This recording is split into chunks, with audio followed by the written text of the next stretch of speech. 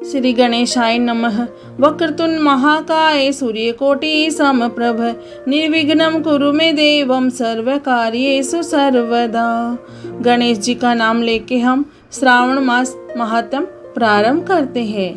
हे शंकर भगवान, हे माता पार्वती, आपको कोटि कोटि प्रणाम और कोटि कोटि धन्यवाद। श्रावण मास महात्म में 21वां अध्याय प्रारंभ करते हैं। श्रावण पूर्णिमा पर किए जाने वाले कृत्यों का संक्षिप्त वर्णन तथा रक्षाबंधन की कथा।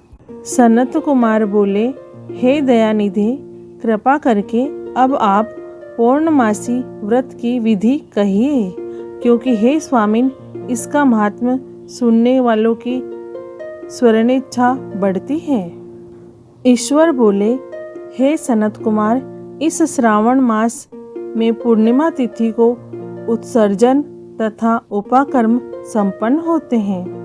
पौष के पूर्णिमा तथा माघ की पूर्णिमा तिथि उत्सर्जन कृत्य के लिए होती है, अथवा उत्सर्जन कृत्य हेतु पौष की प्रतिपदा अथवा माघ की प्रतिपदा तिथि विहित है, अथवा रोहिणी नामक नक्षत्र उत्सर्जन कृत्य के लिए प्रशस्त होता है, अथवा अन्य कालों में भी अपनी अपनी शाखा के अनुसार उत्सर्जन तथा उपाकर्म दोनों का साथ साथ करना उचित माना गया है। अतः श्रावण मास की पूर्णिमा को उत्सर्जन कृत्य प्रशस्त होता है।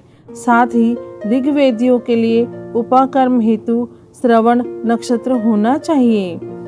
चतुर्दशी पूर्णिमा अथवा प्रतिपदा तिथि में जिस दिन श्रवण नक्षत्र हो, उसी दिन ऋग्वेदियों को उपाकर्म करना चाहिए।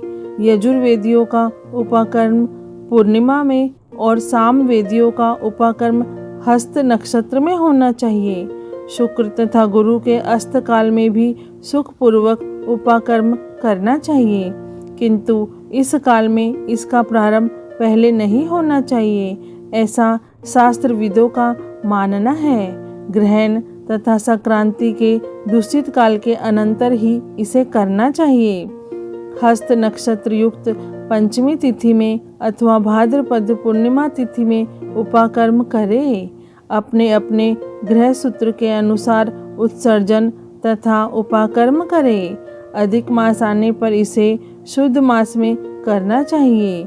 ये दोनों कर्म आवश्यक है, अतः प्रत्येक वर्ष इन्हें नियम पूर्वक करना चाहिए। उपाकर्म की समाप्ति पर द्विजातियों के विद्यमान रहने पर स्त्रियों को सभा में सभा दीप निवेदन करना चाहिए। उस दीपक को आचार्य ग्रहण करे या किसी अन्य ब्राह्मण को प्रदान कर दे। दीप की विधि इस प्रकार है। सुवर्ण, चांदी अथवा तांबे के पात्र में सेर भर गेहूं भरकर गेहूं के आटे का दीपक बनाकर उसमें उस दीपक को जलाए। वह दीपक घी से अथवा तेल से भरा हो और 3 बत्तियों से युक्त हो। दक्षिणा तथा तांबूल सहित उस दीपक को ब्राह्मण को अर्पण कर दे। दीपक की तथा विप्र की विधिवत पूजा करके निम्न मंत्र बोले। स दक्षिण है, स तांबूल है, सभा दीपोयमुतम अर्पितो देव देवस्य मम संतु मनोरथाः। दक्षिणा तथा तांबूल से युक्त यह उत्तम सभादीप मैंने देव देव को निवेदित किया है। मेरे मनोरथ अब पूर्ण हो। सभादीप प्रदान करने से पुत्र पौत्र आदि से युक्त कुल उज्ज्वलता को प्राप्त होता है और यश के साथ निरंतर बढ़ता है। इसे करने वाली स्त्री दूसरे जन्म में देवंगनाओं के समान रूप प्राप्त करती है। वह स्त्री सौभाग्यवती हो जाती है और अपने पति की अत्यधिक प्रिय पात्र होती है। इस प्रकार 5 वर्ष तक इसे करने के पश्चात उद्यापन करना चाहिए और अपने सामर्थ्य के अनुसार भक्तिपूर्वक दक्षिणा देनी चाहिए। हे सनत कुमार, यह मैंने आपसे सभादीप का शुभ महात्म कह दिया। उसी रात्रि में स्वर्णाकर्म करना बताया गया है। उसके बाद वहीं पर सर्प बलि की जाती है। अपना अपना ग्रह सूत्र देखकर ये दोनों ही कृत्य करने चाहिए। हयग्रीव का अवतार उसी तिथि में कहा गया है, अतः इस तिथि पर हयग्रीव जयंती का महोत्सव मनाना चाहिए। उनकी उपासना करने वालों के लिए यह उत्सव नित्य बताया गया है।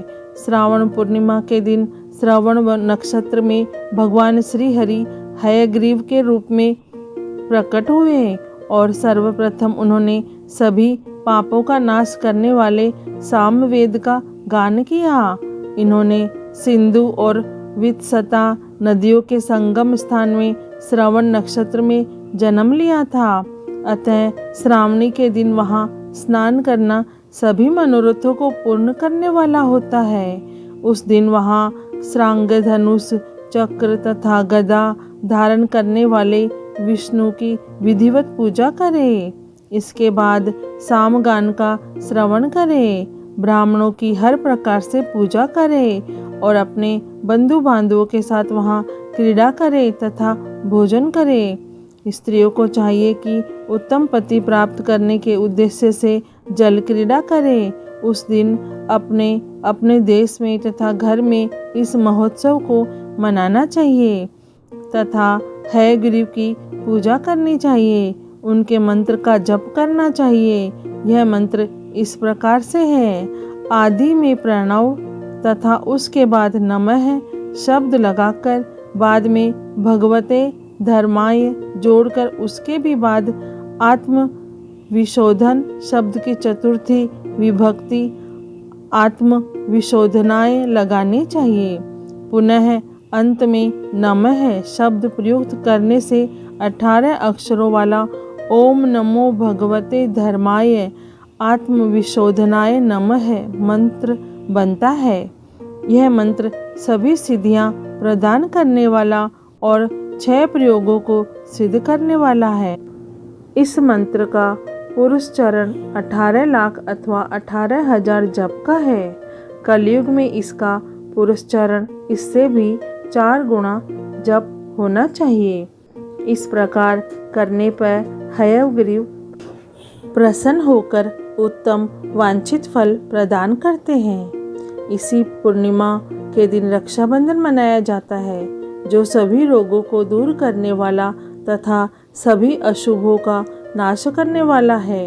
हे मुनिश्रेष्ठ, इसी प्रसंग में एक प्राचीन इतिहास सुनिए। इंद्र की विजय प्राप्ति के लिए इंद्राणी ने जो किया था उसे मैं बता रहा हूँ। पूर्व काल में 12 वर्षों तक देवासुर संग्राम होता रहा। तब इंद्र को थका हुआ देखकर देवी इंद्राणी ने उन्हें सुरेंद्र से कहा, हे देव, आज चतुर्दशी का दिन है। प्रातः होने पर सब ठीक हो जाएगा। मैं रक्षाबंधन अनुष्ठान करूंगी, उससे आप अजय हो जाएंगे। और तब ऐसा कहकर इंद्राणी ने पूर्णमासी के दिन मंगल कार्य संपन्न करके इंद्र के दाहिने हाथ में आनंददायक रक्षाबंधन बांध दी। उसके बाद ब्राह्मणों के द्वारा स्वस्त्ययन किए गए तथा रक्षाबंधन से युक्त इंद्र ने दानव सेना पर आक्रमण किया और क्षण भर में उसे जीत लिया। इस प्रकार विजयी होकर इंद्र तीनों लोकों में पुनः प्रतापवान हो गए। हे मुनीश्वर, मैंने आपसे रक्षाबंधन के इस प्रभाव का वर्णन कर दिया, जो कि विजय प्रदान करने वाला है, सुख देने वाला और पुत्र, आरोग्य तथा धन प्रदान करने वाला है। सनत कुमार बोले, हे देवश्रेष्ठ, यह रक्षाबंधन किस विधि से, किस तिथि में तथा कब किया जाता है? हे देव, कृपा करके इसे बताए। हे भगवान, जैसे जैसे आप अद्भुत बातें बताते जा रहे हैं, वैसे वैसे अनेक अर्थों से युक्त कथाओं को सुनते हुए मेरी तृप्ति नहीं हो रही है। ईश्वर बोले, बुद्धिमान मनुष्य को चाहिए कि श्रावण का महीना आने पर पूर्णिमा तिथि को सूर्योदय के समय श्रुति स्मृति के विधान से स्नान करे। इसके बाद संध्या जप आदि करके देवताओं, ऋषियों तथा पितरों का तर्पण करने के बाद सुवर्णमय पात्र में बनाई गई सुवर्ण सूत्रों से बंधी हुई मुक्ता आदि से विभूषित विचित्र तथा स्वच्छ रेशमी तंतुओं से निर्मित विचित्र ग्रंथियों से सुशोभित पदगुच्छों से अलंकृत और सर्प तथा अक्षतों से गर्भित एक अत्यंत मनोहर रक्षा अथवा राखी बनाएं। इसके बाद कलश स्थापन करके उसके ऊपर पूर्ण पात्र रखें और पुनः उस पर रक्षा को स्थापित कर दें। उसके बाद रम्य आसन पर बैठकर सज्जनों के साथ वारंगनाओं के नृत्य गान आदि तथा क्रीड़ा मंगल कृत्य में संलग्न रहे। इसके बाद यह मंत्र पढ़कर पुरोहित रक्षाबंधन करे। येन बद्धो बलि राजा दानवेंद्रो महाबल है, तेन त्वामनु बधनामि रक्षे माँ चल। जिस बंधन से महान बल से संपन्न दानवों के पति राजा बलि बांधे गए थे, उसी से मैं आपको बांधता हूँ। हे रक्षे, चलायमान मत होवो। ब्राह्मणों, क्षत्रियों, वैश्यों, शूद्रों तथा अन्य मनुष्यों को चाहिए कि यत्न पूर्वक ब्राह्मणों की पूजा करके रक्षाबंधन करे। जो इस विधि से रक्षाबंधन करता है वह सभी दोषों से रहित होकर वर्ष पर्यंत सुखी रहता है। विधान को जानने वाला जो मनुष्य शुद्ध श्रावण मास में इस रक्षाबंधन अनुष्ठान को करता है वह पुत्रों तथा सुहृदजनों के सहित एक वर्ष भर अत्यंत सुख में रहता है। उत्तम व्रत करने वालों को चाहिए कि भद्रा में रक्षाबंधन न करे, क्योंकि भद्रा में बांधी गई रक्षा विपरीत फल देने वाली होती है। इस प्रकार हमारा श्रावण मास महात्म का 21वां अध्याय पूर्ण हुआ।